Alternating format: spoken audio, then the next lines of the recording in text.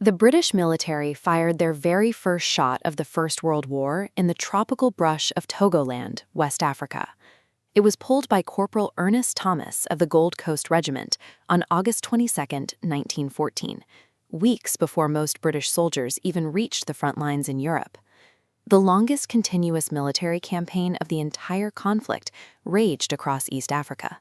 This theater remained active from the opening weeks of the war until 2 weeks after the armistice was signed in November 1918. In 1914, European capitals viewed their African colonies as a ledger of raw utility. To the officials in London, Paris, and Berlin, the continent was a resource reservoir, providing a seemingly endless supply of manpower and minerals to feed the industrial war machine. Arming millions of subjugated people and pulling them into a modern war creates a specific set of risks for an empire. The colonizers were teaching the very people they oppressed exactly how to organize, move supplies, and use high-powered weaponry. Those 4 years of fighting stripped away the image of European invincibility. This conflict provided the specific military training and the direct grievances that would eventually dismantle the colonial system across the continent. France mobilized the African population by the hundreds of thousands. They conscripted 450,000 African soldiers for the front lines, and another 130,000 for work in metropolitan munitions factories, pulling the primary labor force out of thousands of villages. Britain also recruited heavily, but their military footprint relied on more than just soldiers. They conscripted over 1 million civilian carriers to act as a human supply chain, hauling ammunition and water through terrain where animals and vehicles died of disease and exhaustion. The human cost was matched by a massive financial extraction. Through new taxes and pressured donations, local African leaders, like the Gold Coast chiefs, funded British airplanes and provided the capital for major war loans to London. With the men gone, African women took on entirely new societal roles.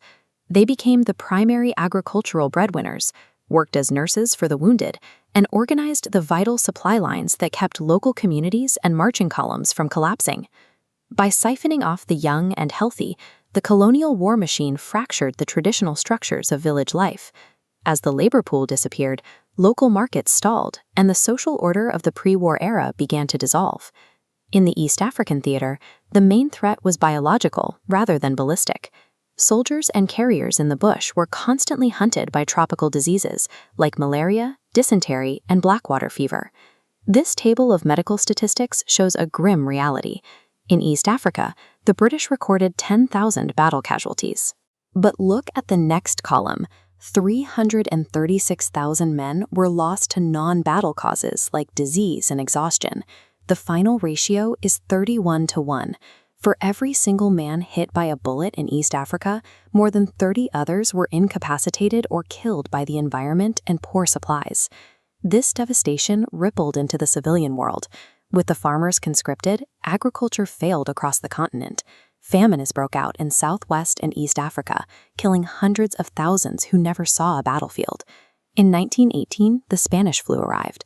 Combined with European economic blockades that had already choked off local trade, the pandemic crushed the remaining local economies, turning the end of the war into a period of mass sickness and poverty.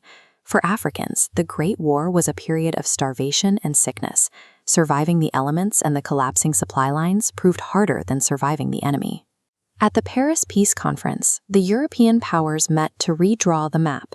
Despite the massive scale of African sacrifice, the diplomats in the room excluded African representatives from the table, deciding their fate without a single local voice.